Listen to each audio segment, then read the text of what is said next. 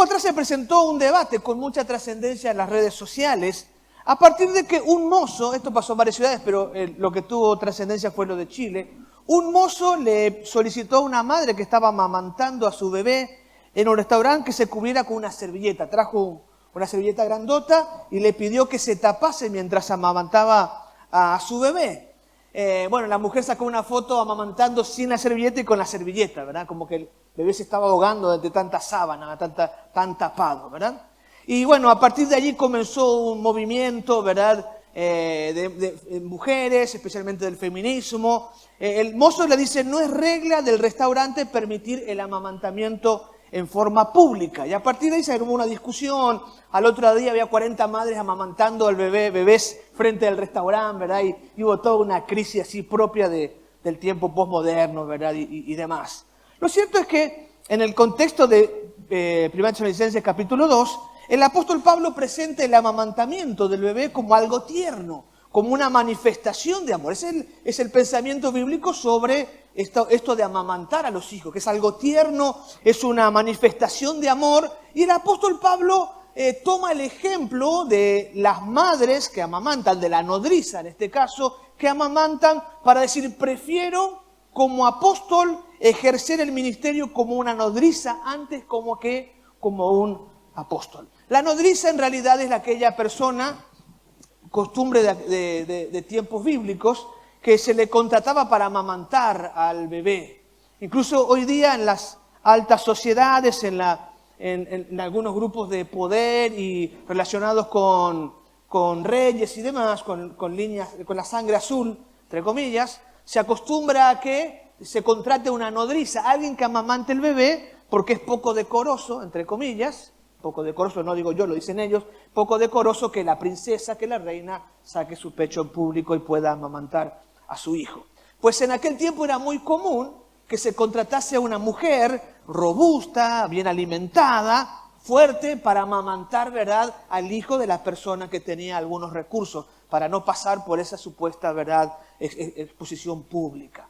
Y el apóstol Pablo toma este pensamiento de la nodriza, de la mujer que amamanta a un niño, lo toma como un ejemplo de cómo tiene que ejercerse el cuidado pastoral, cómo tiene que ejercerse el ministerio, de cómo es necesario ejercer la tarea que Dios nos ha llamado a realizar. Por eso dice el versículo 7, aunque como apóstoles de Cristo hubiéramos podido ser exigentes con ustedes, los tratamos con delicadeza, como una madre que amamanta y cuida a sus hijos. Y la palabra madre en el texto original es la palabra nodriza, como esta mujer contratada para amamantar a un niño. Nosotros que estamos en el camino de transformarnos en ministros por amor de las almas, que nos hemos propuesto confrontar la cultura tóxica, que nos hemos propuesto buscar a Dios para que Él trate con nosotros y hacer de nosotros ministros por amor de vuestras almas, podemos aprender mucho acerca de la enseñanza de Pablo,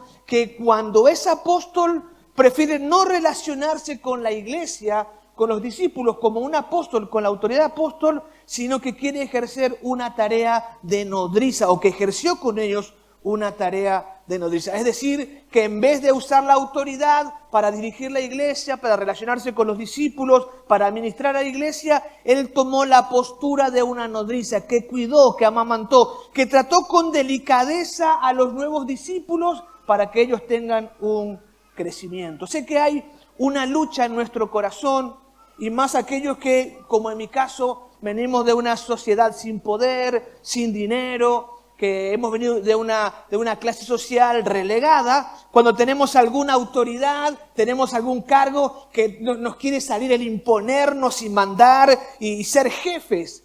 Pero la enseñanza del apóstol Pablo es, prefiero no usar mi autoridad como apóstol, prefiero ser una nodriza para aquellos que son nuevitos en el camino del Señor.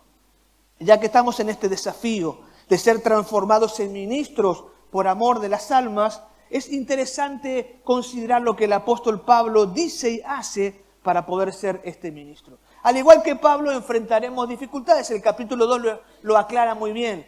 Él venía de Filipos, había sido encarcelado, había sido golpeado, había sido menospreciado. Aunque era ciudadano romano, lo trataron como un cualquiera, lo avergonzaron. Y luego de aquella vergüenza, el maltrato, llega a Tesalónica y no está amilanado, sino dice que él tiene fuerza aún para seguir siendo ministro por amor de las almas. A pesar de que en ciudad donde va lo maltratan, lo rechazan, tanto los incrédulos como aún la misma iglesia. Y al igual que Pablo tenemos que tratar de entender qué necesitamos nosotros para ser transformados en ministros por amor de nuestras almas. Me imagino que todos nosotros hemos tomado el desafío de servir a Dios, de ministrar a las personas por amor. Pero a veces cuando uno enfrenta situaciones difíciles, la gente que no entiende, la gente que critica tu tarea, la gente que se opone a la tarea que uno hace, pues se hace difícil mantenerse en ese desafío de seguir ministrando por amor. Pero para hacerlo, para que nosotros podamos permanecer ministrando como ministros por amor, tenemos que establecer nuestra vida sobre algunas certezas. Estas certezas hacen que nosotros podamos permanecer como ministros de amor, que podamos permanecer ministrando por amor a las personas. Yo quiero brevemente compartir estas certezas de manera a que reflexionando hacia el interior de nuestras motivaciones, nuestras actitudes, nuestras acciones, podamos corregir nuestra vida y permanecer en lo que Dios nos ha llamado a ser, ministros por amor de vuestras almas. La primera de estas certezas es la certeza en el llamado a proclamar el Evangelio. Dice Primera de Tesalonicenses capítulo 2, versículo 2 y también el 4. Y saben también que, a pesar de las aflicciones e insultos que antes sufrimos en Filipos, cobramos confianza en nuestro Dios y nos atrevimos a comunicarles el Evangelio en medio de una gran lucha. Versículo 4 ahora. Al contrario, hablamos como hombres a quienes Dios aprobó y les confió el Evangelio. No tratamos de agradar a la gente, sino a Dios, que examina nuestro corazón. Para poder permanecer como ministros por amor, cuando las dificultades se presenten, cuando la gente rechace el trabajo que hacemos, cuando haya oposición o cuando estamos desanimados o la chikungunya viene sobre nosotros, ¿verdad? Y provoca esa depresión, necesitamos tener certeza en el llamado a proclamar el Evangelio. Hay que entender que cuando Pablo dice estas palabras en el capítulo 2, él había ministrado en Tesalónica y luego había viajado siguiendo su trabajo misionero. Y cuando está en otra ciudad, manda una carta a la iglesia en Tesalónica recordando cómo fue el ministerio que él desarrolló en medio de ellos. Entonces, la carta de Tesalonicenses es una carta para ministrar en amor a quienes ya había empezado a ministrar cuando visitó aquella ciudad. Algunos dicen que estuvo unos 3 meses, algunos dicen que tal vez tan solo 3 semanas, pero en poco tiempo estableció una iglesia muy consolidada.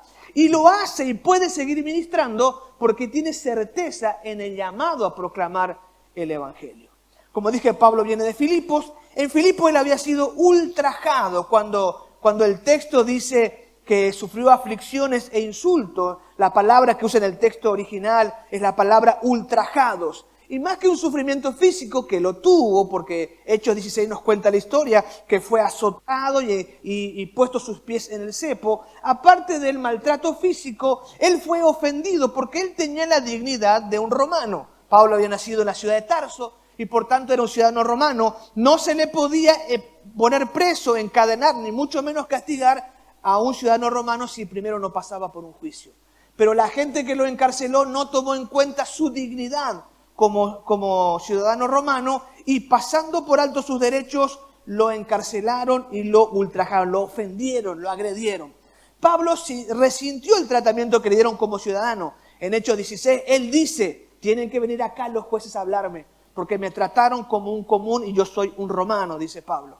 Y se nota en esta carta que todavía tiene alguna memoria doliéndole en su corazón por ese ultraje que sufrió allí en la ciudad de Filipo. Pero a pesar de ser ultrajado en Filipo y ser maltratado físicamente, él llega a Tesalónica, desciende hacia Tesalónica y dice la palabra del Señor, tuvimos de nuevo en nuestro Dios, es decir, tuvimos valor para predicar el Evangelio. Una vez que fue maltratado, ultrajado, sigue su tarea y cuando llega a la ciudad de Tesalónica dice, tuvimos de nuevo en nuestro Dios. ¿De dónde venía el denuedo, el valor de Pablo para predicar? Dice el versículo 4, al contrario, hablamos como hombres a quienes Dios aprobó y les confió el Evangelio.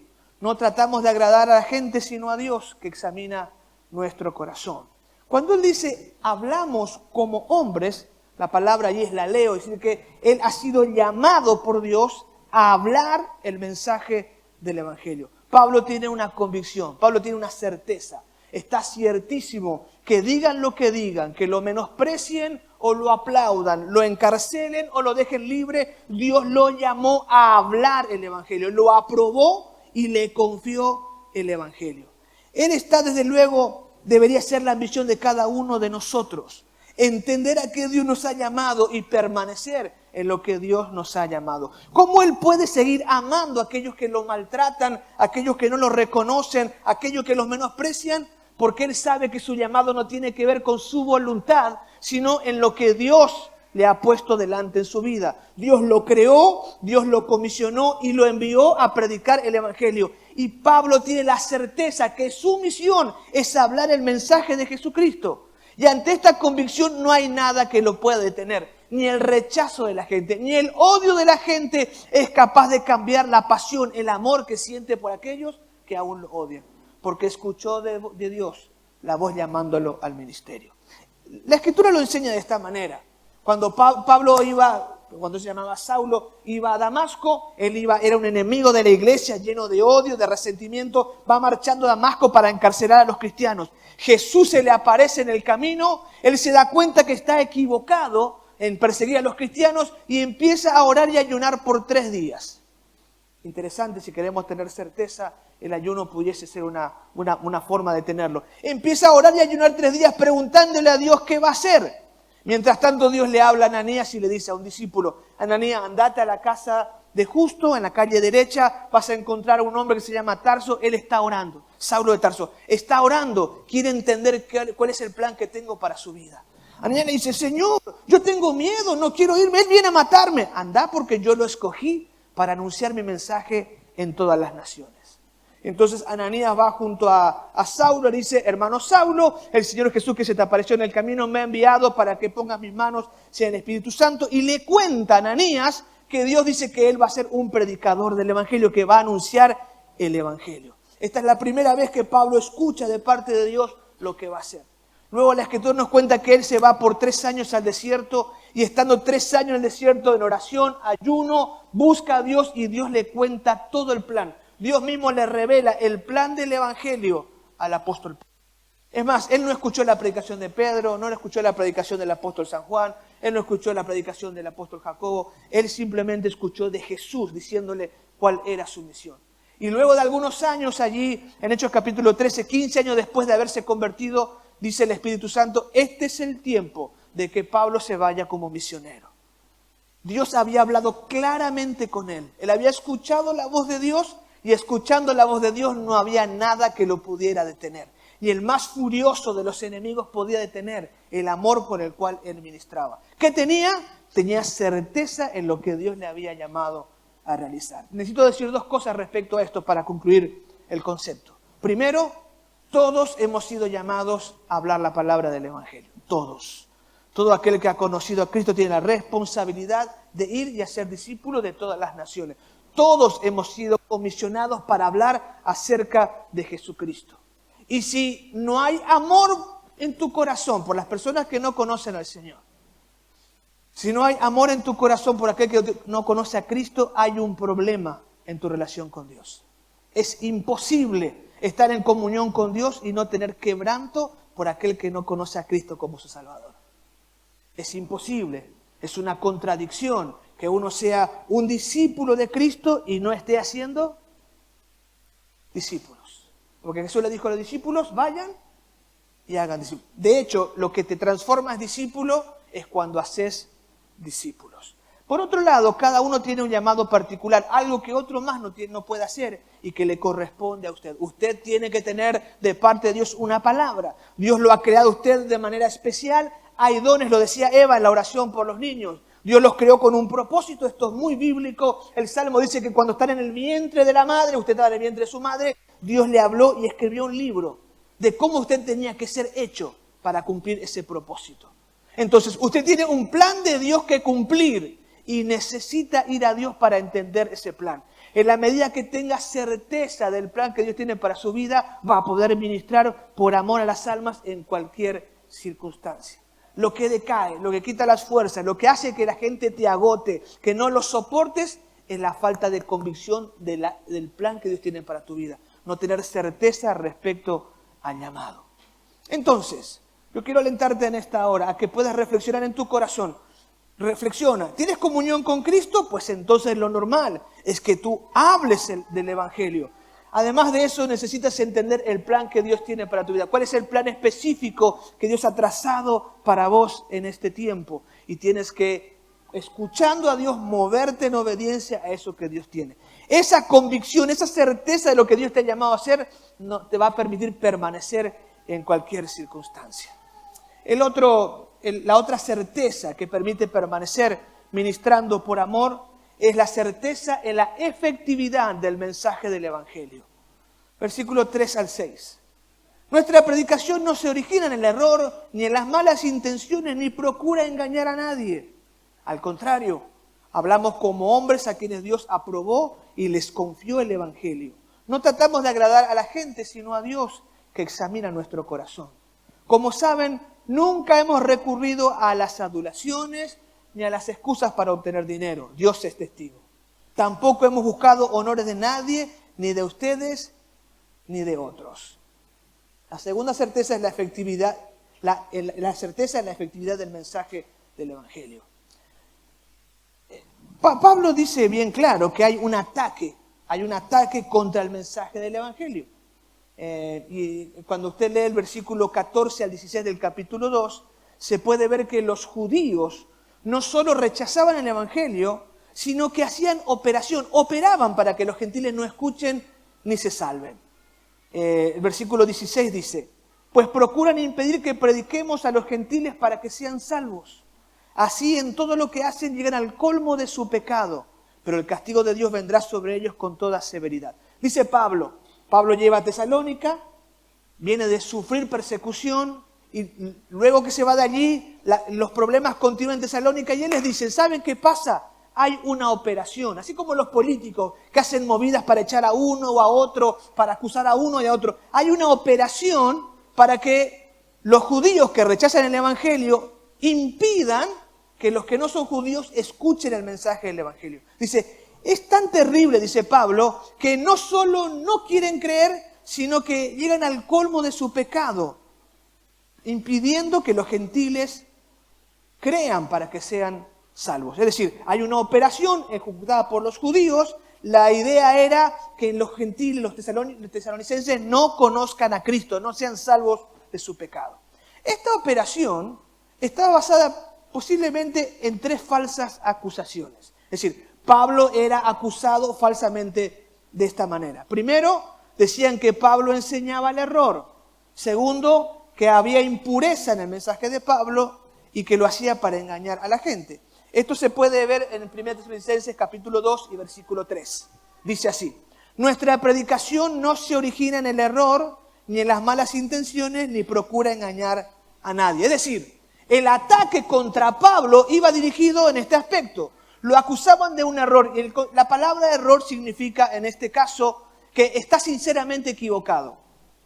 No es que enseña errores, sino que lo que él cree es un error. Que no es cierto lo que creen. Que lo que está predicando Pablo, que Cristo murió por los pecadores, que vino a salvarlos, que hay vida eterna en él, no es cierto, es un error. Eso es la primera falsa acusación. La segunda, que su mensaje persigue la impureza sexual. Esto no es tan extraño en la cultura de aquel tiempo, a excepción de los judíos, que tenían una religión monoteísta, donde la reverencia y la santidad era un principio moral de la religión.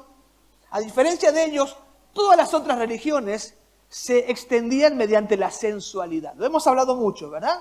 Por ejemplo, la diosa Diana, que estaba en Éfeso, estaba hecha con una piedra, un meteorito que había caído del cielo, y le habían hecho como, no sé, exagero, 20, 30 senos. Estaba allí la diosa llena de senos, la diosa de la fertilidad. En el Acro Corinto, en Corinto, para adorar a los dioses de la fertilidad, se tenían sexo con niñas prostitutas. Es decir, la religión de aquel tiempo era una religión obscena, sensual, basada en el erotismo. Entonces decían que Pablo, que andaba diciendo que hay que darse un beso santo, un ósculo santo, Pablo anda con cosas sensuales. Ese era el ataque que le hacían a Pablo. Y el tercer falsa acusación tiene que ver con el engaño. Decían que él se hacía el apóstol para sacarle plata a la gente. ¿Sí? Yo lo he escuchado mucho aquí. Cuando empezamos recién la iglesia, éramos muy poquito, tal vez 18, 20 personas. Fuimos a la casa de la hermana Alejandra. La hermana Alejandra había sido pastora por toda su vida, había plantado como 13 iglesias, si no recuerdo mal, y estaba sola en su casa, me dijeron que era creyente y fui a visitarla porque no se congregaba.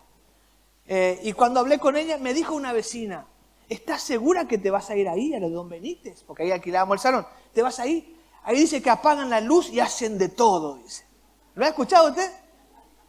Yo no puedo ni con mi esposa y hace de todo apagando la luz, digo yo, ¿verdad? Pero bueno, es otro tema. Apagan la luz y hacen de todo. Esa era la falsa. Y lo hemos escuchado un montón de esta estupidez un montón de veces. Pero aún hoy se habla de este tipo de impurezas que no son ciertas. Lo de reloj lo mismo, que estamos equivocados, que nos alejamos de la iglesia madre, o el engaño, que solo buscamos el dinero. Yo debo decirle, para desilusión de todos los que están en el Instituto Bíblico ahora y que van a estar, el 90% de nuestros pastores en la Asamblea de Dios son bivocacionales. La iglesia no los sostiene porque no le alcanza. Esa es la realidad nuestra. El promedio de nuestras iglesias están en 50, 70 miembros y el 90% de los pastores tienen un trabajo aparte porque la iglesia no lo sostiene. Es un engaño que uno hace esto por dinero. Claro, hay algunos que le va muy bien, que son, ¿verdad?, hombres y mujeres que tienen una gran capacidad, ¿verdad?, y cosas por el estilo. Pues la realidad es que la mayoría de pastores tienen que rebuscarse por otra manera, ¿verdad? Aún yo, con la bendición que tengo aquí, tengo otros empleos por allí, ¿verdad? Que hago, escribo el libro, soy secretario nacional, me la rebusco, ¿verdad? Porque en realidad uno quiere vivir honrosamente con su familia y hay que ponerle ganas. Así que todas estas cuestiones eran falsas para Pablo y son falsas en el día de hoy. Ahora bien, ¿qué hace Pablo? ¿Pablo se anda defendiendo de las acusaciones? De ninguna manera. El ataque va dirigido a la persona de Pablo. Pero Pablo deja en claro que no necesitó ninguno de los recursos en los que se sustentan sus acusaciones. Y no lo necesitó porque tenía algo más poderoso que estos recursos malignos. Dice el versículo 4. Al contrario, no necesito ni error, ni impureza, ni engaño. Al contrario, hablamos como hombres a quienes Dios aprobó y les confió el Evangelio. No tratamos de agradar a la gente, sino a Dios, que examina nuestro corazón. Dice Pablo, yo no ando diciéndole cosas bonitas a la gente. A veces lo que les digo les duele, les molesta. Les digo, está mal, tenés que perdonar, tenés que dejar de emborracharte, tenés que tratar con cariño a tu marido, tenés que dejar ese pecado. A veces lo que decimos le molesta, porque nuestro propósito no es agradar a la gente, sino a Dios. Versículo 5. Por eso Pablo no utiliza aquellos recursos mencionados. Versículo 5 dice, como saben, nunca hemos recurrido a las adulaciones ni a las excusas. Y tampoco, dice Pablo, busco honores de nadie, ni de ustedes, ni de otro. Porque Pablo está creyendo en algo más poderoso que el error, que la seducción y el engaño. El poder del mensaje del Evangelio. Permítame demostrarlo de esta manera. En el capítulo 1 y versículo 5 dice, porque nuestro evangelio les llegó no solo con palabras, sino también con poder. Es decir, con el Espíritu Santo y con profunda convicción. Como bien saben, anduvimos entre ustedes buscando su bien. Cuando Pablo recuerda cómo fue su ministerio, él dice, cuando nuestro evangelio les llegó, no fue solo con palabras, sino también con poder del Espíritu. Pablo no dice cuando yo llegué a vosotros. Dice nuestro evangelio. Y aquí hay una gran verdad. El hombre se perdía en el mensaje. Pablo no es importante. Lo importante es el mensaje del Evangelio. Dice, no cuando yo llegué, como algunos pretenden, llego yo, miren acá hay poder. No, cuando llegó el Evangelio, dice Pablo, él se pierde en el mensaje porque el mensaje es más importante que nosotros. Nos preguntamos, ¿cuál es el mensaje del Evangelio? Según el versículo 9 y 10, y lo leo. Ellos mismos cuentan de lo bien que ustedes nos recibieron y cómo se convirtieron a Dios dejando los ídolos para servir al Dios vivo y verdadero y esperar del cielo a Jesús, a quien a su Hijo a quien resucitó, que nos libra del castigo venidero. El mensaje del Evangelio predicado en Tesalónica es este. Primero, es necesario convertirse a Dios. Hay que dejar el pecado, la vida de pecado, de liviandad, lejos de Dios y convertirse a Él. Convertir significa darse vuelta hacia Dios. Necesito convertirme a Dios. El Evangelio significa arrepiéntase, deje de hacer lo que está haciendo y vuelva a Dios. Esto no agrada, pero es poderoso para cambiar vidas. Segundo, hay que creer en la muerte y resurrección de Jesús, que mediante el cual nos libramos del castigo del pecado. Lo dice en el versículo 10. A su Hijo a quien resucitó, que nos libra del castigo venidero. Segundo, el mensaje del Evangelio es creer que la muerte y resurrección de Jesús nos libra del castigo del pecado. Yo me puedo convertir, no porque soy santo, porque soy bueno, porque soy nambré luego. Me puedo convertir porque Cristo murió para perdonar mis pecados. Él hace posible que yo pueda convertirme. Es su gracia la que me transforma, me cambia de hijo de Dios, de hijo del diablo a hijo de Dios. Me saca de la vida de pecado y me trae la posibilidad de una nueva vida. Dice la Biblia, el que está en Cristo, nueva criatura. Las cosas viejas pasaron, todas son hechas nuevas. Tercero, hay que dejar el pecado.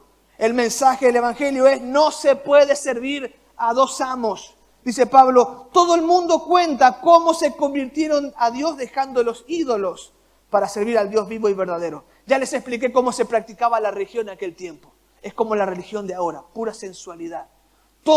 Mire, el primer mandamiento es amar a Dios por sobre todas las cosas. ¿Estamos ciertos? Jesús lo dijo, amar a Dios sobre todas las cosas. En lo que usted invierte su tiempo, demuestra lo que más ama. Empezar a novilear, te enamorar, mariposa en el estómago, todo el día. ¿Verdad? Todo el día. Mi pregunta es, ¿qué ocupa su tiempo? Y me temo que hay mucha porquería en su mente, en su teléfono, todo el día ocupando el tiempo en otra religión, en la sensualidad, en lo que le provoca placer y no en honrar al Dios vivo y verdadero.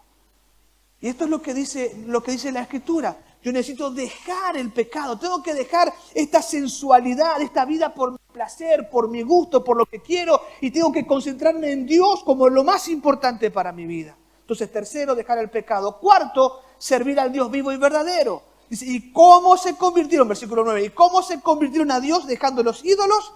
Para servir al Dios vivo y verdadero. Es imposible la conversión, entrar en el Evangelio, si mi vida no va a estar comprometida para servir al Dios vivo y verdadero. No puede existir esa dicotomía, no puede haber dos caminos. Si yo me convertí ¿para qué? Para servir al Dios vivo y verdadero. En mi agenda, en mi vida, hay una preocupación de atender a los demás, de cuidarlos, de bendecirlos, de hablar la palabra, de atender al necesitado, de ministrar al Señor. Estoy sirviendo, porque el Evangelio implica servir al Dios vivo y verdadero.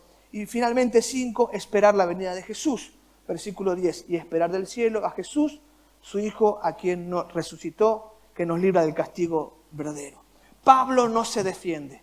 Pablo no tiene problema con que lo acusen. Pablo no se preocupa, está cierto en el poder del Evangelio. No anda defendiéndose a sí mismo porque sabe que la palabra que él habla tiene poder para transformar vida. Puede hacer que el alcohólico abandone el alcohol, que el adicto deje la droga. Puede ser que el adúltero abandone el pecado. Puede ser que el rebelde vuelva en arrepentimiento a la casa para amar a sus padres. Ese es el poder del Evangelio. Y Pablo fue predicando esto y fue tan glorioso lo que habló. Aunque lo maltrataron allá y hablaran mal después de él, que la gente en Tesalónica cambió tan radicalmente que las otras ciudades decían, ¿viste lo que pasó en Tesalónica?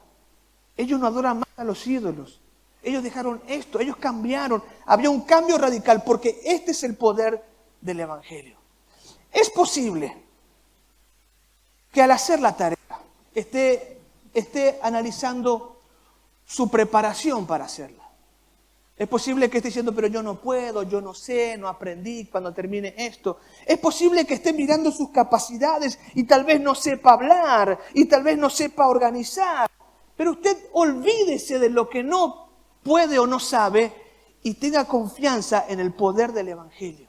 Sencillamente diga, Cristo puede cambiar tu vida. Llame al arrepentimiento, hable acerca del perdón de pecados y el poder del Evangelio hará su obra sin lugar a dudas. Y finalmente, amados hermanos, la tercera certeza que permite permanecer ministrando por amor es la certeza en la forma de ministrar el Evangelio. Tengo que leer versículo 7 al 12.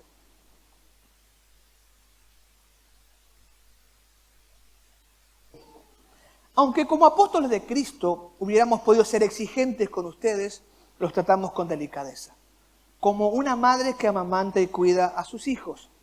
Así nosotros, por el cariño que les tenemos, nos deleitamos en compartir con ustedes no solo el Evangelio de Dios, sino nuestra vida. Tanto llegamos a quererlos. Recordarán, hermanos, nuestros esfuerzos y fatigas para proclamarles el Evangelio de Dios y cómo trabajamos día y noche para no serles una carga.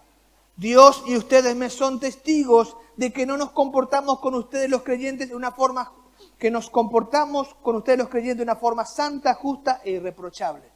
Saben también que a cada uno de ustedes los hemos tratado como un padre a sus propios hijos. Los hemos animado, consolado y exhortado a llevar una vida digna de Dios que los llama a su reino y a su gloria. Ponían el título del mensaje que compartimos en las redes: ¿apóstoles o nodrizas? La autoridad del apóstol es indiscutible. Indiscutiblemente Pablo tiene autoridad como apóstol para exigir, para ordenar.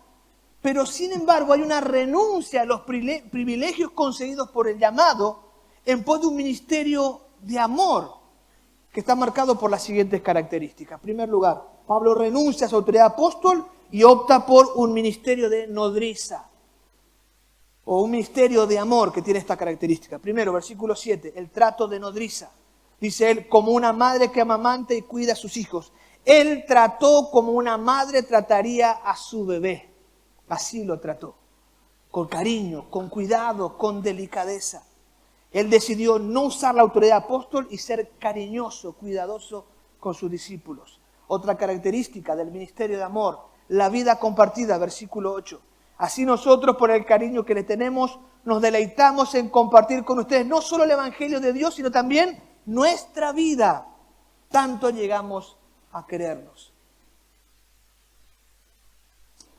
Tenemos un temor, quienes ministramos la palabra, quienes servimos en la iglesia, tenemos un temor de abrir nuestro corazón y compartir nuestra vida. Pero si hay algo que puede impactar y puede mantener este ministerio de amor, es derrocar, vencer, acabar con la diferencia entre el ministro y el laico. Quitar las barreras y tener una vida de comunidad. ¿Cuándo están viendo The Chosen, Los Elegidos? Tiene que ver esa serie, está impresionante, tiene que verla, ¿verdad? Deje todo lo demás, vea eso, ¿verdad? Con más razón todo lo otro que no sirve, ¿verdad? Vea eso, ¿verdad? Pero esta serie representa en claridad lo que es la vida de comunidad. Cuando Jesús está con sus apóstoles, Él vive con ellos. Y no quiero parecer chabacano, pero les escucha roncar y otras cosas durante la noche. A ellos y a Él. Porque tiene una vida compartida. No hay una barrera, yo soy el Dios hecho hombre y ustedes los pecadores, sino que comparte con ellos, convive con ellos, con sus aciertos y desaciertos, con sus argelerías y su cariño, y logra amarlos, pero tiene una vida compartida con ellos. Cierto, hay temores de abrir mi corazón, que pueda decir el pastor Jorge es flojo en esto, es flojo en aquello, pero lo que hizo que la iglesia tuviera aquel impacto es que él había abierto su vida a ellos, le conocían, era transparente, compartía con ellos. No hay un ministerio de autoridad y discípulo que escucha, sino que una vida vivida juntos. En tercer lugar, el esfuerzo es otra característica. Dice el versículo 9, recordarán, hermanos, nuestros esfuerzos y fatigas para proclamarles el Evangelio de Dios y cómo trabajamos día y noche para no serles una carga. El ministerio de amor estaba caracterizado por el esfuerzo. Él intentó de todas maneras no serle una carga a la iglesia. ¿A qué se refiere con esto? Al sostén económico. Él trabajó con sus propias manos para que los hermanos en Tesalónica, que eran bastante sohue, no tuviesen problema, ¿verdad? Con él. Él trabajó, hizo tiendas, se esforzó. Trabajaba a la mañana en su tarea y por las noches salía a predicar, a recorrer las casas, tener grupos pequeños. La idea era no serle una carga a la gente, sino levantar su carga, acompañarlos en su sufrimiento. El apóstol Pablo dice, el que robaba, no robe más. si no trabaje. ¿Para qué debemos trabajar? El que robaba no robe más, sino trabaje para compartir con el que tiene necesidad. La función del trabajo no es solo atender mi necesidad. Yo trabajo para atender la necesidad del otro. Esto es el esfuerzo. Versículo 10, la santidad. Dios, ustedes me son testigos de qué forma me son testigos de que nos comportamos con ustedes los creyentes en una forma santa, justa e irreprensible. Un ministerio de amor está revestido por la santidad. La relación con la persona es santa, es justa e irreprochable. Es decir, yo mantengo la reverencia en todo momento, jamás ofendo al otro individuo, no hago nada que lo perjudique y mi comportamiento con él es irreprochable. No me van a acusar de una mirada indebida, no me van a acusar de algún préstamo no pagado, soy irreprochable para con ellos. Luego tenemos la exhortación paternal, versículo 11. Saben también que a cada uno de ustedes los hemos tratado como trata un padre a sus propios hijos. Tal vez en nuestra cultura hay un problema con el trato paternal, porque a veces los padres son ásperos, ¿verdad? Un poco delicados. Pero la idea es, yo no es un que le doy órdenes, sino que es mi hijo, al quien lo quiero, lo amo, y lo que hago, lo hago por su bien. Y tengo un trato paternal, le cuido, le doy consejos, estoy preocupado en su desarrollo. Esta es la idea del ministerio de amor. Y finalmente es el ministerio de consolación, de exhortación. Los hemos animado, consolado y exhortando a llevar una vida digna de Dios que los llama a su reino y su gloria. Su palabra, su mensaje, su exhortación estaba destinado a cuidar a la iglesia y a desarrollarlos para que tengan la vida que Dios tenía. Esto puede significar que alguna vez en nuestra palabra no sea una palabra simpática, una palabra que provoca alegría, pero mi función como ministro es hacer que usted viva para la gloria de Dios, que pueda disfrutar del reino de Dios y que pueda disfrutar de su gloria. Muchas veces nosotros no tenemos la fuerza para seguir, la carga es muy pesada porque no hemos entendido de qué se trata, de cómo tenemos que ministrar. Creemos que el cargo, que la responsabilidad nos da autoridad para servir, para entregarnos, para amar, para darnos, para negarnos, para ser nodrizas y padres que aconsejan con mucho cariño. Si podemos corregir estos pensamientos que traemos del mundo, que es parte de nuestra cultura, la ley del mareté, ¿verdad? Ese querer sobreponernos al otro, la ley de Ñembotavit, si podemos superar esto y empezar a ensanchar nuestro corazón y ministrar de la forma que establece el Evangelio, sepa que no hay nada que lo va a detener. Usted será un ministro por amor de vuestras almas, pero necesita reflexionar y permitir que Dios trate con su vida.